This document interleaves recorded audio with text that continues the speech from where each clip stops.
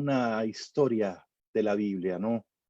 Son siempre emocionantes las historias de la Biblia y he titulado esta reflexión que voy a hacer basada en esa historia, la generosidad, una virtud que, que no queda sin recompensa. La generosidad, virtud que no queda sin recompensa. Y la historia que quiero contarle está ambientada en la Biblia, en el libro primero de los Reyes, en el capítulo 17, alrededor del tiempo cuando gobernaba en Israel el rey Acab. Estoy hablando de la parte norte, del reino del norte. Y Acab fue un rey malvado, un rey terrible. Y en medio de su reinado, el país se vio en una situación muy complicada, muy extrema. Usted ve la situación que tenemos ahora, la crisis sanitaria mundial. Haga de cuenta una situación de esa naturaleza con implicaciones muy fuertes para todas las personas que vivían en el país. Era muy complicada la situación. La Biblia dice que este rey Acab, él solito había hecho más que todos los reyes que habían estado antes para provocar la ira de Dios, para insultar el nombre de Dios, para faltarle el respeto a la palabra de Dios. Y añádale a eso que también se casó con una extranjera llamada Jezabel, que había convertido su culto al dios Baal, un ídolo, el centro de su vida.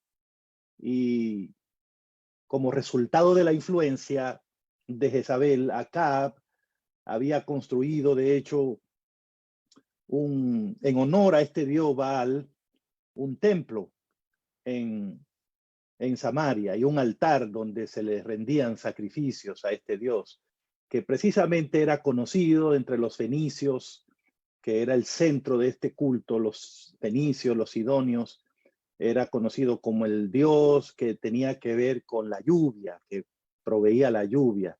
Usted debe imaginarse que los pueblos de los que estamos hablando eran eminentemente pueblos agrícolas y el agua era altamente apreciada y la divinidad que manejaba el tema del agua pues tenía primacía entre ellos.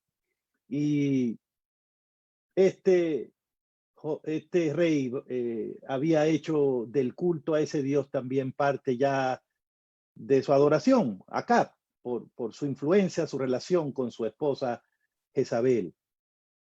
Fue para ese tiempo cuando Dios llamó a su profeta Elías y lo comisionó para presentarse ante Acab y hacerle saber que su forma de dirigir la nación y las decisiones que estaba tomando, especialmente en los asuntos espirituales del país, acarrearían serias consecuencias, funestas consecuencias para el país, para la gente, para su gobierno. Y como una muestra de lo que venía para el país, el profeta Elías le anunció de parte de Jehová que no volvería a llover en Israel hasta que él, el profeta, le ordenara a la lluvia caer. Imagínese semejante anuncio en medio de un país que vive de la agricultura, ¿no? Que no hay otra fuente de vida. Decirle que no va a llover y que él tenía el poder solamente de decirle a la lluvia que cayera, en un país que además estaba adorando a Baal, que supuestamente era el dios de la lluvia. Y Elías entregó el mensaje y le dijo, eso viene de parte de Jehová, a quien tú has despreciado, a quien tú no quieres reconocer como el Dios de este país. Bueno, lógicamente que una noticia como esa despertó la ira del rey y de sus aliados y puso en peligro de inmediato la vida del profeta Elías, porque la sequía que vendría acarrearía también la muerte de muchas personas, de muchos animales, la pérdida de muchas cosechas. Era un desastre, era una crisis, era una pandemia lo que se venía para Israel debido a este anuncio.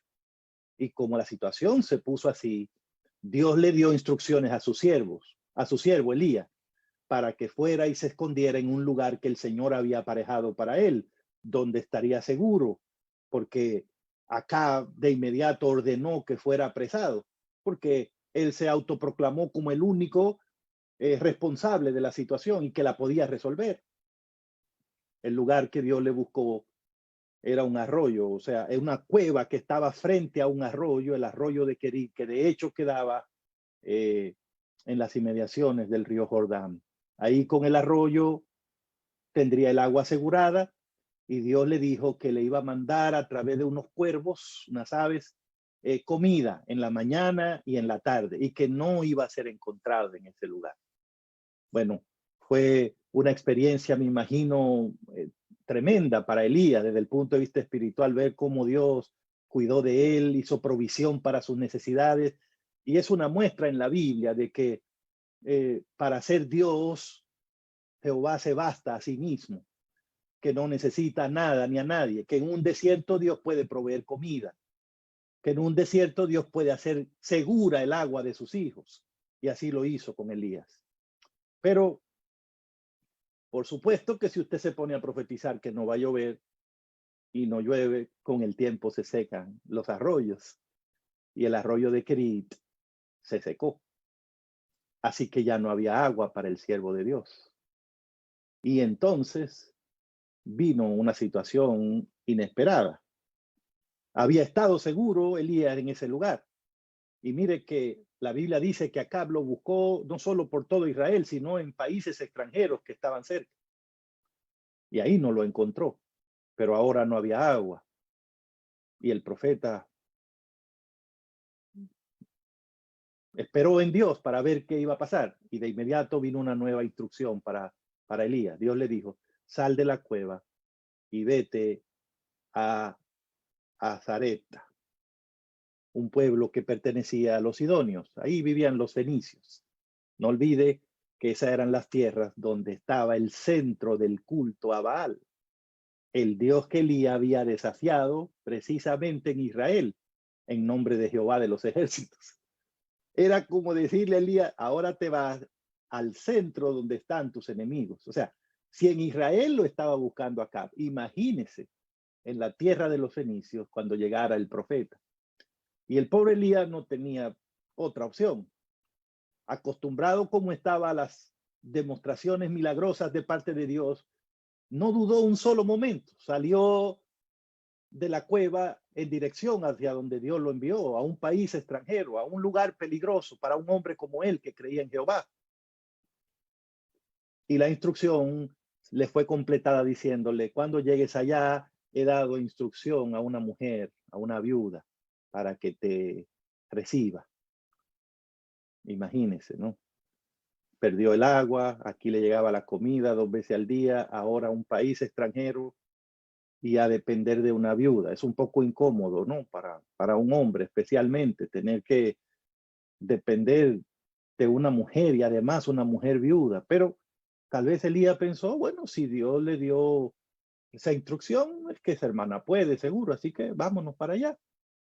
Yo he notado en la Biblia que cuando Dios tiene, yo siempre me he imaginado a Dios en el cielo, pendiente de todos nosotros, ¿no? Dice la Biblia que los ojos del Señor están alrededor de la tierra, mirando a todos sus hijos. Y yo he imaginado siempre a Dios oyendo todos los gritos de nosotros y los clamores y las oraciones y el pedido de aquel y del otro. Y a veces yo he visto en la Biblia que cuando Dios tiene sus hijos gritando y hay 2 o 3 que están gritando mucho y pidiendo mucho, lo que hace Dios es que junta 2 de esos que gritan duro y los pone junto ahí como para que se apoyen unos con otros. Por un lado tenía Elías en el arroyo, no tengo agua, y por el otro tenía aquella viuda que también estaba en una situación complicada. Ninguno de los 2 se conocía, pero ahora Dios los junta a los 2. No sé si para ver quién gritaba más fuerte o para a través de ellos apoyarse mutuamente y mostrarle que en cualquier circunstancia podían confiar en Dios. Pero la Biblia dice en 1 de Reyes 17 que tan pronto Elías llegó al pueblito, a Zarepta, entró a la puerta, ahí encontró a la mujer. Ahí estaba. Él la identificó y la llamó. Y como Dios le dijo, ella te va a atender, Elías no tardó un segundo en de inmediato comenzar a pedir.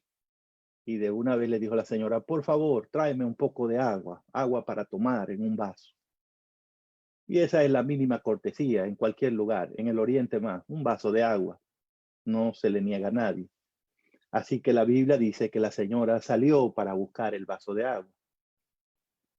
Y cuando iba en el camino, la detiene de nuevo la voz del señor que acaba de llegar, que no conoce, que es un forastero. Y ahora la voz del profeta le dice a la señora, mira, ya que vas a buscar el agua, por favor, tráeme también algo de comer. Y en ese punto, la señora ya no pudo más. Tuvo que detenerse. Ahora sí habló. Y habló y se detuvo porque en ese momento estaban pasando muchas cosas al mismo tiempo. Tal vez Elías no lo sabía cuando pidió el agua, cuando pidió la comida, pero esa mujer estaba pasando por una prueba muy grande en ese instante. La fe de esa mujer estaba siendo probada al límite en ese día, al límite en ese día. Y seguramente Elías no lo sabía, pero en la casa de esa hermana habían problemas, serios problemas, muy grandes problemas. En realidad ya no había ni siquiera que comer. Apenas quedaba un poquito de comida que alcanzaba para una ocasión más. Y ella era viuda y tenía un hijo. Y no podía ni con ella misma, ni con su hijo. No era como el tipo de persona que podía echarse encima los problemas de otro. Y ahora este hombre aparece y aunque Dios dice que le dio instrucciones a la viuda, de todas maneras ella no conoce a este hombre, tal vez no entiende bien de repente la situación que está pasando y por lo que vemos en la Biblia, por lo menos al parecer al principio, ella no identificó a Elías como una solución que Dios le estaba mandando, porque cuando el profeta le pidió que le trajera algo de comer, la Biblia dice que la señora fue muy honesta con él. Y esto fue lo que le dijo, Primero de Reyes, capítulo 17, verso 12.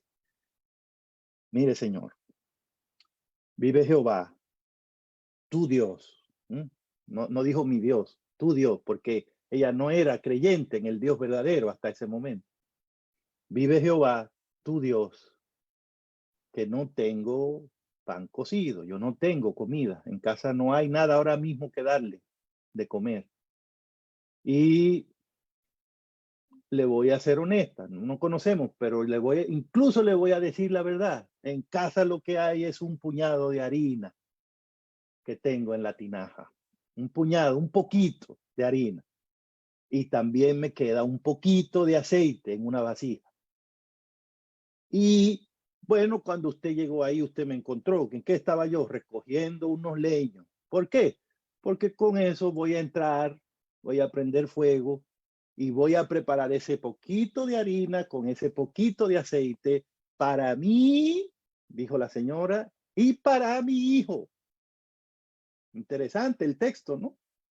Que la señora le dijo a Elías, voy a entrar y voy a preparar esa harina para mí y para mi hijo, para que lo comamos y después de eso ya nos podemos y nos vamos a dejar morir.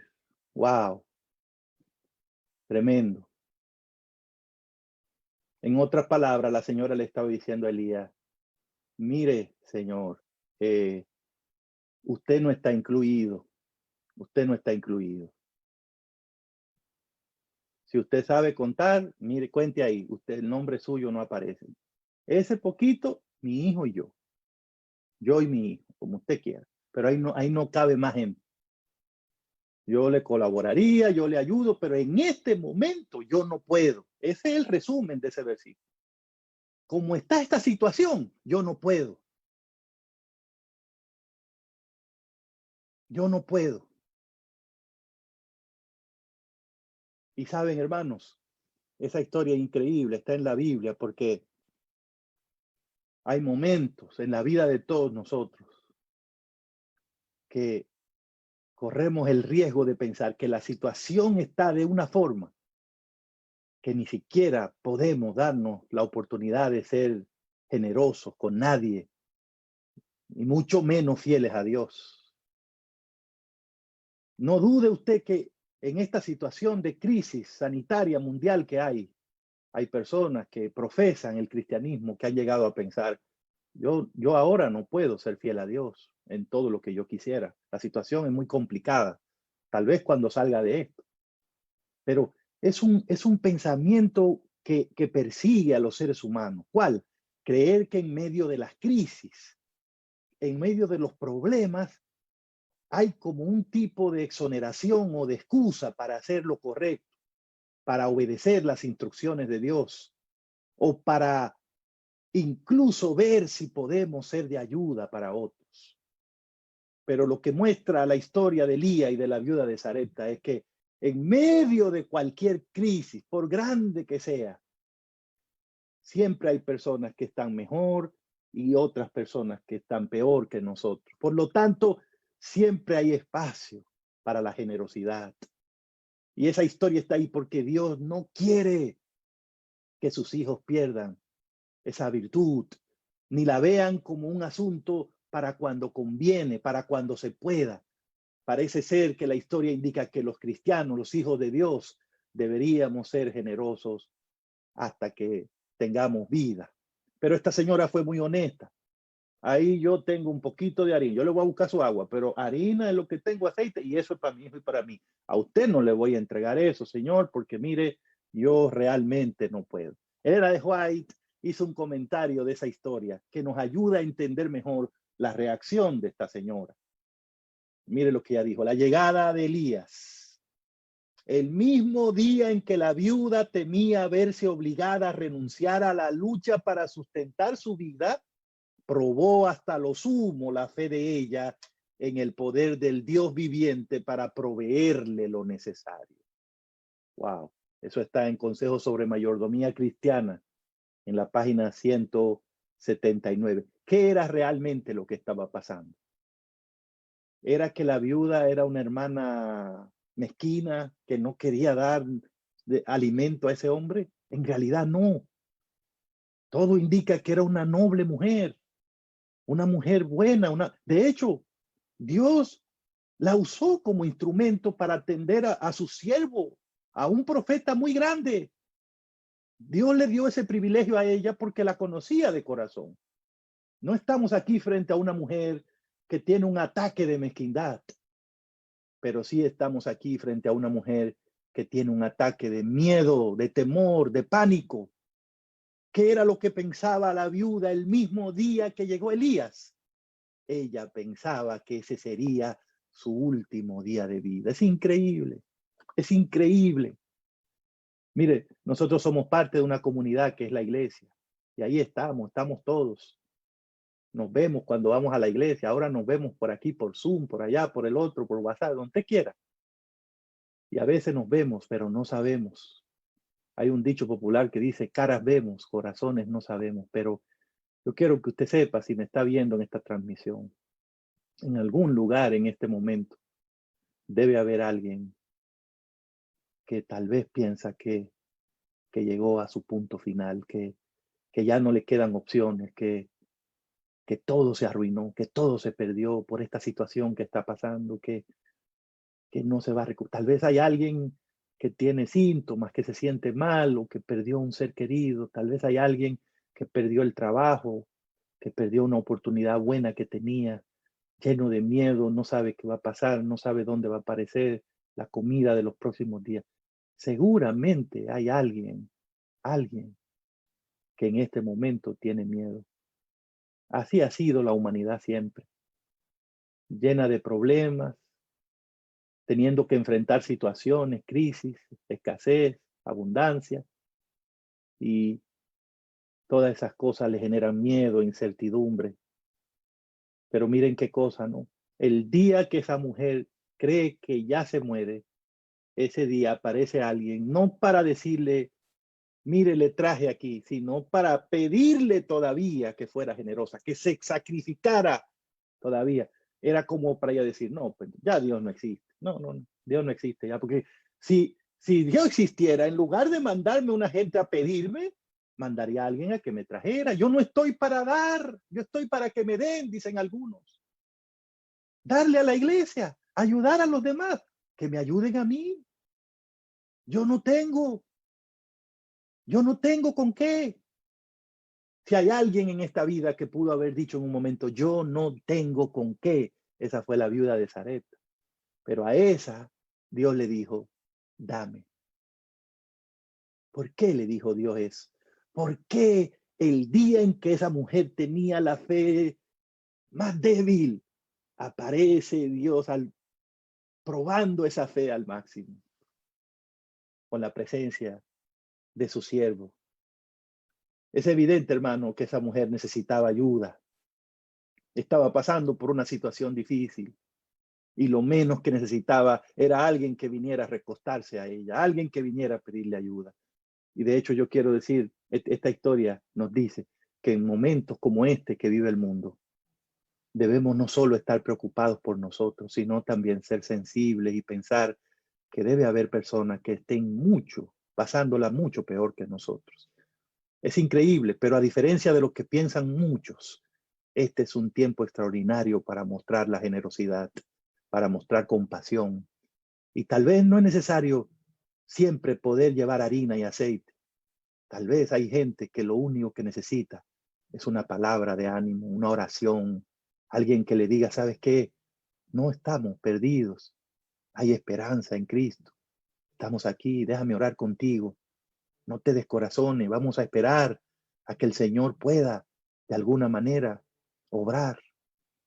Esta mujer necesitaba ayuda y de repente ella no podía entender lo que Dios estaba haciendo a través de este profeta. La Biblia dice que Dios le había dado instrucciones, pero ella pudo haber malinterpretado esas instrucciones. Tal vez ella dijo, no, este no puede ser el Señor que Dios me dijo que me iba a mandar, porque lo que vino fue a quitarme lo que yo tengo. Y Dios sabe cómo yo estoy. No me va a mandar una gente a eso.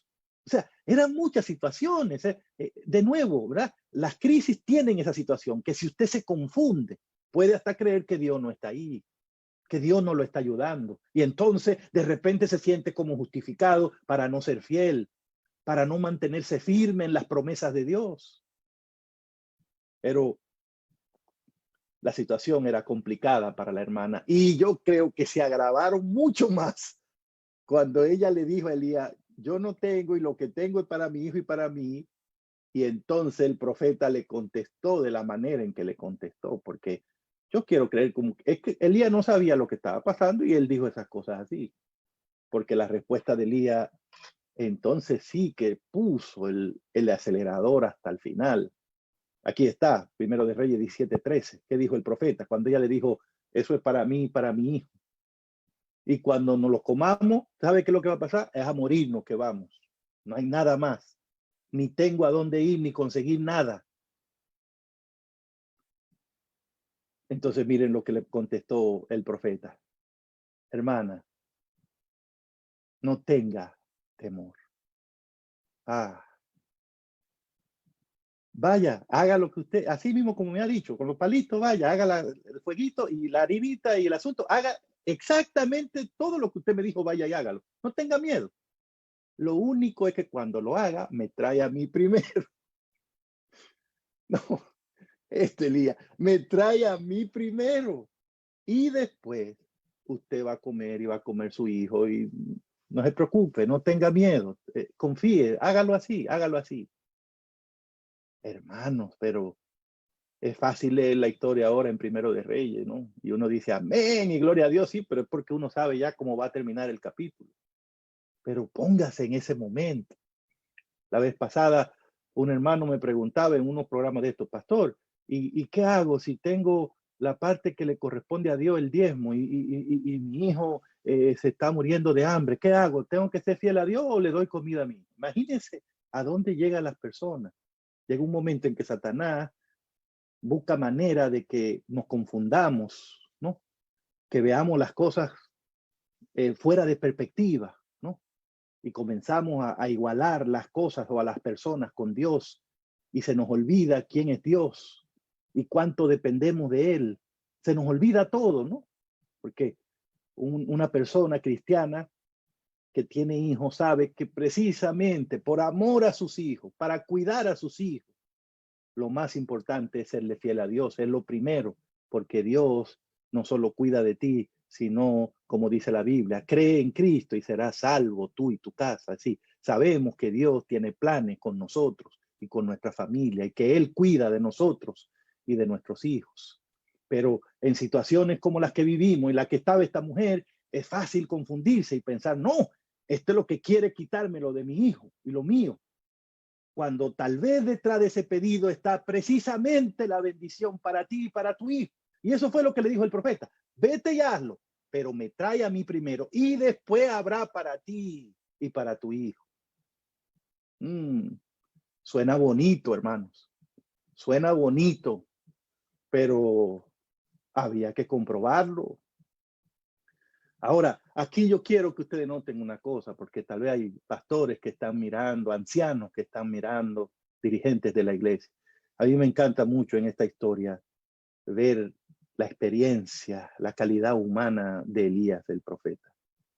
El profeta me encanta, ¿no? A mí me encanta. He aprendido, he tratado de aprender de esta lección del profeta Elías. Cuando la señora le dijo, a usted yo haría comida, no, a usted no le traigo yo comida. Yo mi comidita para mí, para mi hijo. El profeta no se molestó. El profeta no dijo, ¿y esta hermana tan mezquina? Ah, pero por eso que está así, porque usted no ayuda a nadie. No, o sea, no le recriminó. Elías no le dijo, oye, a usted, Dios me dijo a mí que Dios le dio unas instrucciones. ¿Y qué instrucciones fue que le dio? Usted sale ahora con esto. No, ¿qué le dijo Elías a la señora? No tenga miedo. Elías era un pastor. Elías sabía que era una hermana buena, lo vio que era una mujer que estaba en un momento de lucha espiritual. No era un problema de comida, era de lucha espiritual. Era un problema de confiar si Dios era capaz de sustentarla a ella y a sus hijos o si ella solo podía depender de su propia habilidad. No tengan miedo, le dijo el profeta. Se le veía el miedo a esa mujer en los ojos, se le veía en la cara, se le veía en las palabras, parece ser. Porque el profeta, ella nunca habló de miedo. Ella le dijo, lo que no tengo es harina, ni le voy a dar a usted eso. Pero ella no dijo, yo estoy asustada. No, yo tengo, lo voy a comer yo, mi hijo, y me voy a morir. Pero Elías se dio cuenta que era miedo. Y qué importante que los que dirigimos la iglesia hoy pongamos a las personas en el centro de nuestro trabajo y seamos compasivos y cuidadosos. Ningún hermano en este momento quiere fallarle a Dios, pero el enemigo puede tentarnos, los problemas pueden asustarnos y llevarnos, el miedo puede hacernos pecar. Tener miedo no es pecado, pero el miedo puede llevarnos a pecar. Y en este momento se necesita un ministerio compasivo, un ministerio de restauración, de ánimo, de apoyo. No es un momento para presionar a nadie, ni dudar de nadie, ni acusar a nadie, ni hacer sentir mal a nadie. En este momento tenemos que saber que el pueblo de Dios batalla con situaciones complejas, con escasez, con miedo, con incertidumbre, con muerte, con enfermedad, con dolor. Hay familias enlutadas, hay situaciones, hay situaciones. Y la historia de Elías y de la viuda está ahí también para que los que dirigimos la iglesia aprendamos a ser cuidadosos, a ser sensibles, a entender a las personas, a ayudarles a salir, porque todo el mundo quiere estar en paz con Dios, pero también quiere estar bien, quiere salir de esta situación y quisiéramos salir todos más fortalecidos, ¿no? Pero la mujer tenía miedo. Y yo les pregunto a ustedes, ¿no era como para tener miedo la situación? Una pobre mujer viuda, es decir, tenía que atenderse ella misma. Un hijo, además tenía. Y no tenía a quien acudir. Evidentemente no tenía un familiar, nadie, porque ella dijo, cuando nos comamos eso a morirnos que vamos. En otras palabras, ya yo no tengo a quien pedirle, a quien tomarle prestado, ni a dónde ir. Tenía miedo, claro que tenía miedo. ¿A qué le tenía miedo? Pues obviamente a morirse o a que muriera su hijo. Tenía miedo a que se acabara la harina, a que se acabara el aceite. Tenía miedo a que no iba a haber el próximo día. tenía miedo a la pobreza, tenía miedo al hambre, tenía miedo a ser engañada en su generosidad por este hombre forastero, a darle lo que correspondía a su hijo a una persona que ni siquiera ella conocía. Pero ahí estaban las palabras. No tenga temor, hermana. Esas palabras llegaron al corazón de la viuda. ¿Sabe por qué? Porque aunque las dijo Elías, en realidad quien las envió fue Dios. Porque quiero decirle a todos los que me están viendo en este momento, si alguno de ustedes tiene miedo, si alguno de ustedes está experimentando escasez, dolor, incertidumbre, no saben qué va a pasar, lo único que le pido es que no olviden una cosa: Dios está con ustedes. Dios conoce tu situación, conoce cada detalle de tu situación, y Dios nunca abandona a sus hijos. Y Dios siempre es bueno con sus hijos. Y quiero que escuche esto que te voy a decir. Elena de White escribió: para proveernos lo necesario, Dios tiene 1000 formas de las cuales no sabemos nada. No lo olvide eso. Dios no es limitado por una crisis. Dios no es limitado por un virus. Dios no es limitado por ninguna cosa. Dios es autónomo. Dios es autosuficiente. Él puede hacer lo que Él quiera en el cielo, en la tierra y debajo de la tierra. Y Él siempre acampa en derredor de los que le temen y los defiende. ¿Saben por qué Dios mandó a Elías donde la viuda? No fue para quitarle el poquito de harina que le quedaba. Fue para darle la harina que le faltaba. No fue para aprovecharse de ella. Fue para quitarle ese miedo y ayudarla a poner los ojos en las promesas poderosas de Dios. Sí, ese es el Dios que tenemos nosotros. Uno que viene en medio de la crisis y no nos deja abandonados, pero uno que viene en medio de la crisis y nos recuerda que nuestro desafío es, en crisis o sin crisis, ser fiel a Él, hacer lo que Él diga, confiar en Él.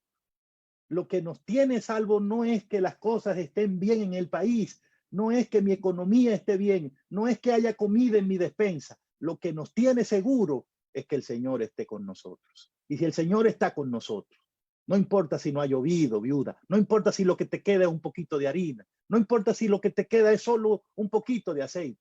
Si el Señor está contigo, no tienes que tener temor, no te vas a morir. Hermanos, qué cosa tan extraordinaria ese mensaje de esta historia, porque saben que detrás de muchos errores que cometemos los cristianos, lo que está simplemente es el miedo. Detrás de muchos momentos de infidelidad que cometemos con Dios, el culpable de todo, la causa eficiente de todo eso es el temor. Y por eso Satanás, una de las armas que más usa contra nosotros, es el miedo. El miedo. Y por eso la palabra de Dios insiste mucho diciéndonos: no temas, no desmayes. Se ha dicho que el mandamiento que más se repite en la Biblia y que Jesús más repitió fue ese: no temáis. Pero yo quiero pedirle, vaya a la Biblia, busque en todos los lugares donde dice no tema, no temáis, no desmayes. Y vas a ver cuál es la razón que Dios nos da para no temer. No es que las cosas se van a poner buenas para nosotros. No es que nunca vamos a perder el trabajo. No es ni siquiera que nunca nos vamos a enfermar. En esta situación hay hermanos que se han enfermado. Tal vez hay hermanos que han muerto en algún lugar. Hay hermanos que han perdido el trabajo, que no tienen ahora mismo con qué resolver muchas situaciones. Pero aún así Dios le dice: no teman. No porque el panorama se ve bien, no porque ya hay una solución la semana que viene. Cuando tú vas a la Biblia, cada vez que la palabra nos dice no tema, la razón que nos dan en esencia es porque el Señor está con nosotros. Yo soy tu Dios que siempre estaré contigo.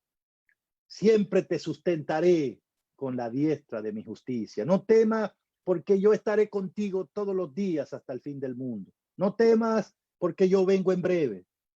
Porque si Jehová es con nosotros, ¿quién contra nosotros? No temas, porque yo soy tu amparo y tu fortaleza, tu pronto auxilio en las tribulaciones. No temas, porque el que habita al abrigo del Altísimo morará bajo la sombra del Omnipotente, porque yo soy tu pastor y nada te faltará, porque yo pelearé por ti, porque levantará Jehová bandera en favor de su pueblo. Sí, hermanos queridos, yo no sé si usted lo ha hecho, pero yo lo he visto, lo he hecho y lo he visto a través de la Biblia. Vaya a las páginas y usted va a encontrar que los hombres y mujeres que batallaron con Dios, que confiaron en Dios, fueron hombres que lograron avanzar en su vida a pesar del temor. Todos tuvieron miedo, pero a pesar del temor se mantuvieron fieles a Dios. Y de nuevo repito, no es pecado tener miedo, no es pecado tener dudas, pero esas dudas y ese miedo nos pueden llevar a pecar. Vaya a la Biblia, los héroes de la Biblia, todos tuvieron miedo, pero el miedo no los paralizó. A pesar del miedo avanzaron. Moisés tenía miedo de ir a Egipto cuando Dios le dijo, pero confió en el Señor, en el gran yo soy, y guió al pueblo hasta la tierra prometida. Abraham tenía miedo de sacrificar a su hijo Isaac, pero confió en el Dios que provee y fue hecho el padre de todos los que creen. Salomón tenía miedo, no sabía entrar ni salir, pero confió en el Dios de su padre y recibió sabiduría e inteligencia de parte de Dios. Isaías sintió temor de haber visto a Dios debido a su maldad, pero confió en el perdón divino y fue hecho profeta del Altísimo. María sintió temor de la criatura que estaba en su vientre, pero recibió el mensaje de que había sido escogida y lo creyó y fue la madre del Salvador de la humanidad. Y el propio Cristo tenía miedo de ir a la cruz, se lo dijo a su padre, pero siempre puso la voluntad de Dios primero y por eso él pagó el precio de la muerte que trajo salvación a toda la raza humana. Oh, hermanos, si tan solo pudiéramos vencer el temor, si tan solo pudiéramos seguir adelante a pesar del miedo que tenemos, veríamos más a menudo la gloria de Dios obrando en nuestras vidas. Yo como pastor me ha tocado ver personas que simplemente, por ejemplo, no devuelven los diezmos al Señor porque tienen temor de que no les alcance para lo que quieren o para lo que necesitan. Dicen, no, no puedo. Y hay otros que, aunque dan algo de diezmo, no lo hacen como Dios dice, porque tienen miedo de que el plan que hizo Dios no funcione para ellos. Entonces Dios dice, mira la 10ª parte, dice, no, mejor una 5ª parte nada más, por si acaso no. Es complicado, hermano, pero esas cosas pasan porque muchas personas sucumben ante el miedo. Hay gente que el temor los tiene paralizados. Ni son fieles, ni ayudan a nadie, porque están asustados, no saben qué hacer, creen que ni siquiera para ellos va a haber. Y entonces no alumbran a nadie, no son sal para nadie, no dan sabor a la vida de nadie, no dan sonrisas porque temen que alguien diga que su sonrisa no es bonita. No dan amor porque temen que alguien se burle de ellos o los engañe. No dan tiempo porque temen que no valdrá la pena. No dan sus talentos porque piensan que nadie los va a valorar o se van a burlar de ellos. No dan su dinero porque temen que luego le haga falta a ellos. No dan su corazón a Dios porque temen que Él no lo acepte. Esta tarde, en el nombre de Jesús, yo quiero invitarte a que no permita que el temor y la incredulidad te cierren las puertas de las bendiciones que Dios quiere darte. Yo quiero invitarte a no permitir que el temor te impida ser generoso con tus prójimos. Aún en medio de esta situación, repito, hay gente con las cuales podemos tener alguna actitud de generosidad y eso mismo va a enriquecer nuestra vida. Dar es mejor que recibir. Pero qué cosa, dando es también como recibimos. Yo te invito a no permitir que el temor te haga creer que tu harina y que tu aceite terminarán para siempre. Yo te invito a no permitir que el temor te impida ver que Jehová está contigo y que Él te va a sostener siempre. Y eso fue exactamente lo que Elías le aseguró a la viuda. Léalo conmigo en el verso 14. Cuando Elías le dijo, Vea como me dijiste, pero tráeme a mí primero y después va a comer tú y tu hijo. Entonces le dijo, porque Jehová Dios de Israel ha dicho así. Ahora venía la promesa. La harina de la tinaja no escaseará, ni el aceite de la vasija disminuirá hasta el día en que Jehová haga llover sobre la faz de la tierra. Wow. Fíjese qué lindo es Dios. Él nos da el mandamiento, sé fiel, dame primero. Pero Él es tan bueno, misericordioso, que siempre con el mandamiento incluye la promesa. Nosotros deberíamos ser fieles simplemente porque esa es la voluntad de Dios. Dios no nos debería dar premios por ser fieles, porque ese es el deber. Pero Él es tan bueno que incluso nos premia por ser fieles. Por eso he dicho que en este tema, el que es generoso no va a quedar sin recompensa. Porque cuando Dios ve generosidad en acción, Él es generoso con la persona que la practica. Y por eso Elías le dijo, viuda, tráigame a mí, que va a haber para mí primero y después para usted, porque Dios dice que no se va a acabar la harina. Usted cree que se va a acabar, pero Dios dice que no se va a acabar y el aceite va a sobrar y habrá para usted muchos días. Tráigame. Wow. Ahí estaba la promesa. ¿Qué iba a hacer la viuda? ¿Qué iba a hacer? Todavía había desafío. Tenía que ir y hacer como dijo Elías. Tenía que traerle primero. Ella tal vez pudo preguntarle, ¿y de dónde usted cree que va a venir la harina? El profeta no le dijo de dónde iba a venir la harina. El profeta le dijo hasta que Dios haga llover. Tal vez ella miraba al cielo y decía, pero yo no veo nubes. Tenía que confiar en la promesa. ¿Y qué hizo la viuda? Aquí está lo que ella hizo, verso 15. Entonces ella fue e hizo como le dijo Elías. Y comió él, Elías primero, y ella y su casa. ¿Cuánto? Muchos días. Fíjense bien, con lo que ella tenía en su pensamiento, ella creyó que iba a comer ella y su hijo. Pero en el plan de Dios, Él haría la provisión para que comiera el profeta, que era representante de él y por eso era primero, ella y no solo ahora su hijo, sino su casa, que quiere decir su familia toda vino y se benefició de ella. Y no un día, un turno como ella pensaba. Muchos días, el profeta dijo, hasta que Dios volviera a hacer llover. Entonces la mujer fue y cumplió. ¡Qué maravilla! En otras palabras, una hermana que en medio de la crisis dijo, tengo miedo, pero voy a ser fiel a Dios.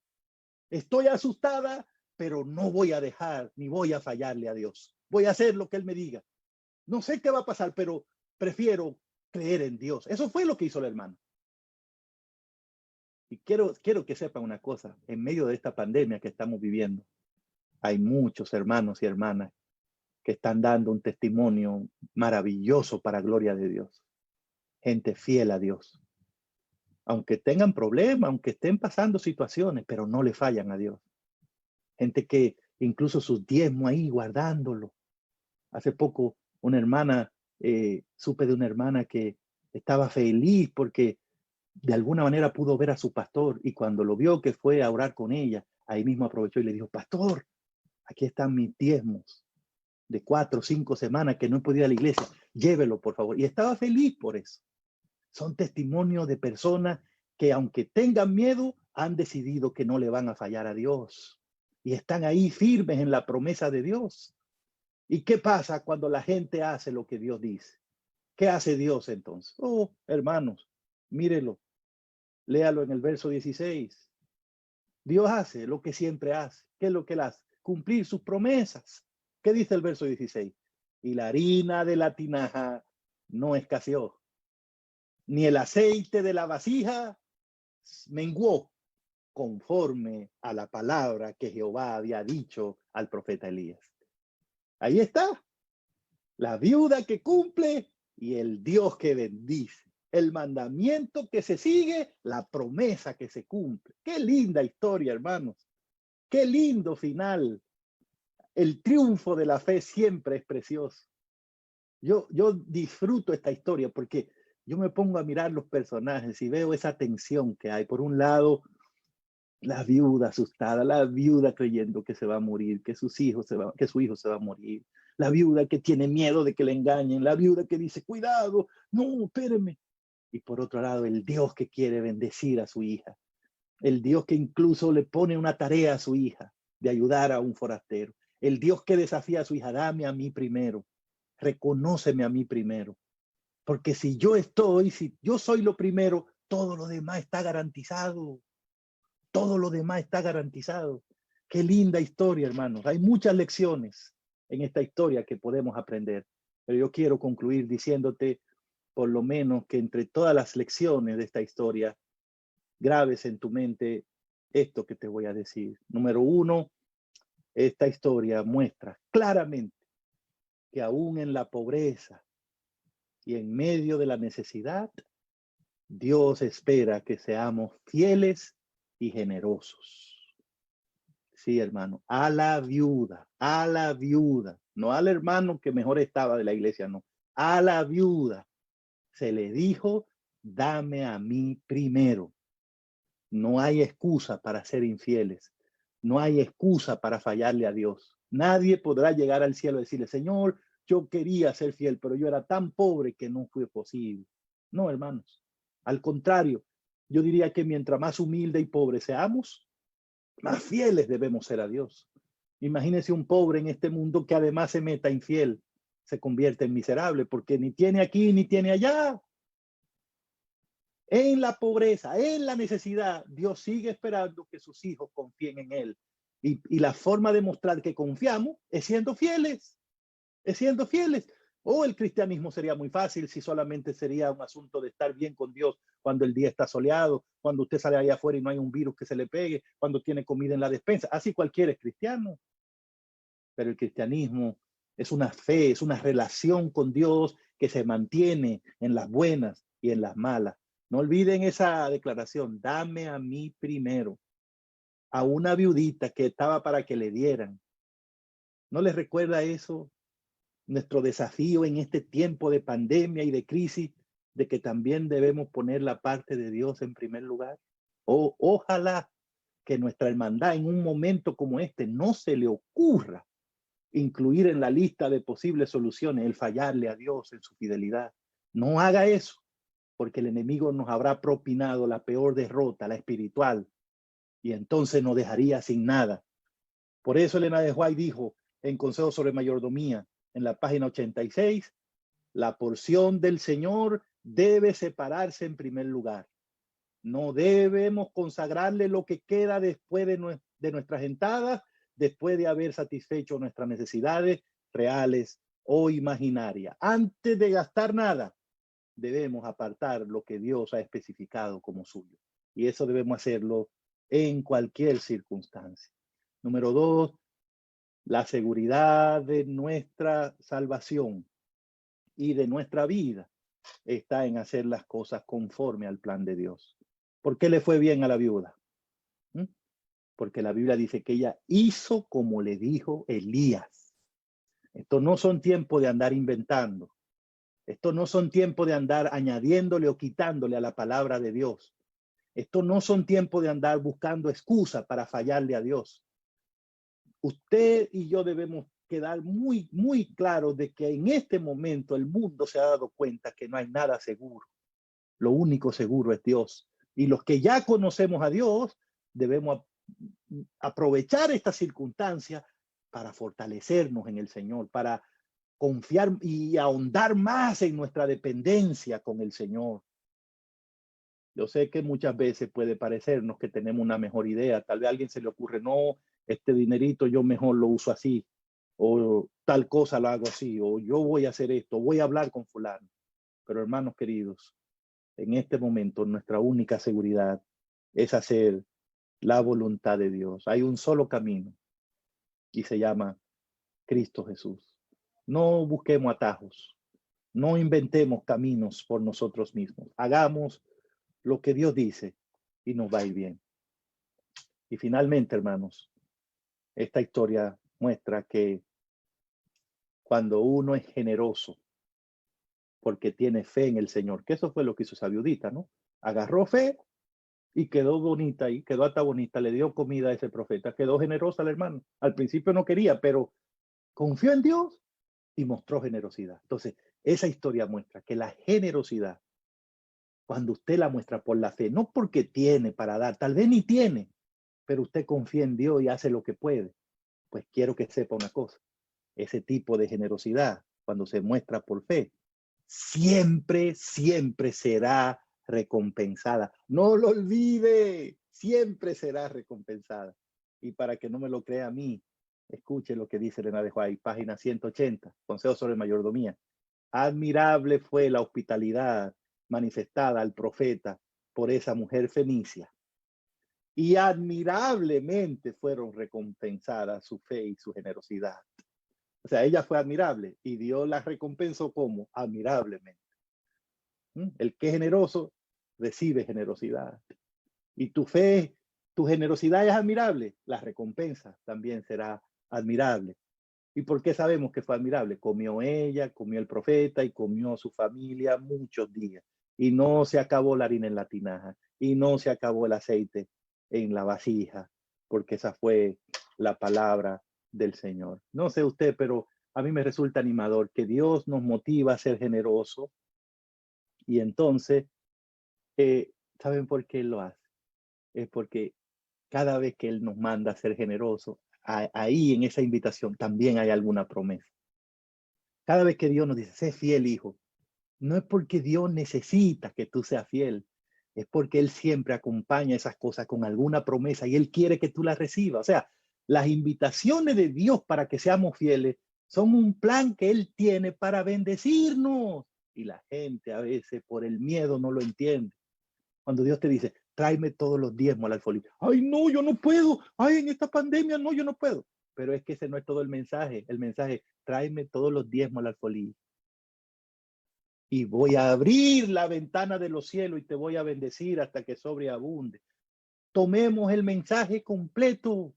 Dios nunca nos pide que seamos fieles ni generosos sin tener ya la recompensa que nos va a dar por eso. Es un plan que Dios tiene para que a sus hijos no les falte nada, para que estemos bien, para que disfrutemos de las bendiciones de Dios. Qué maravilla, hermanos.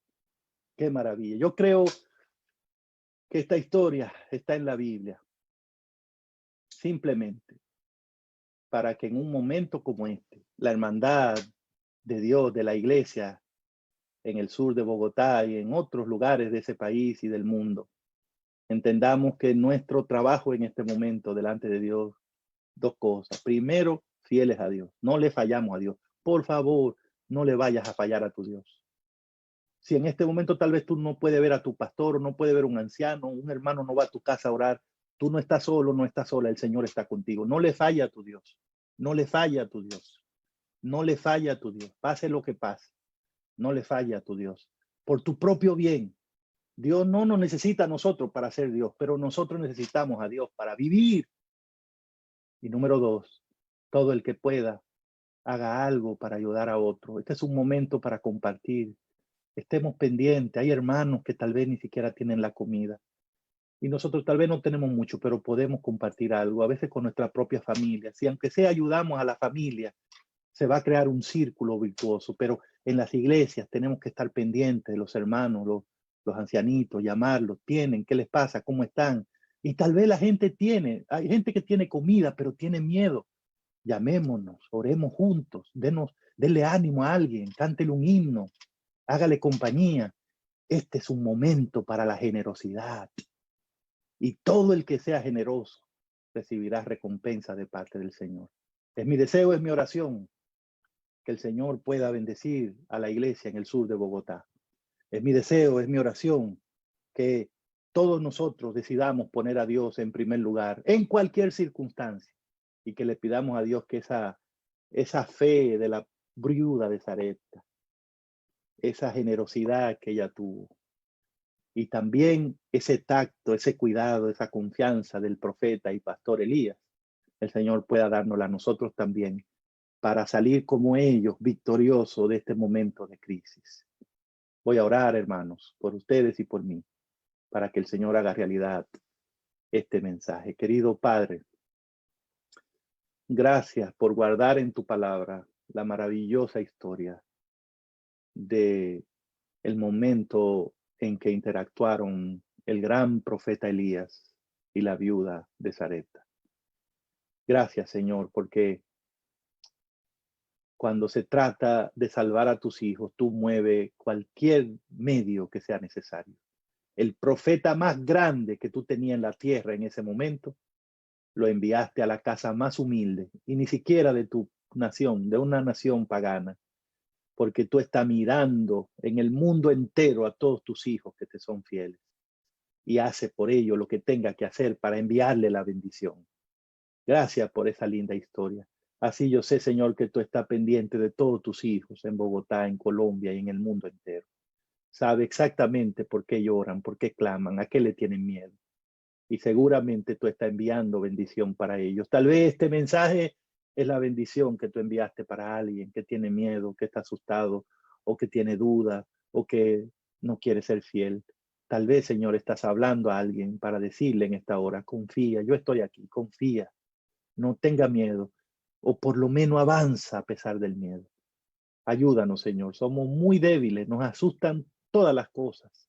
Se nos olvida a veces quién tú eres, pero ayúdanos, ayúdanos, ayúdanos a ser fieles y también a ser generosos. Esa es nuestra oración en el nombre de Jesús. Amén.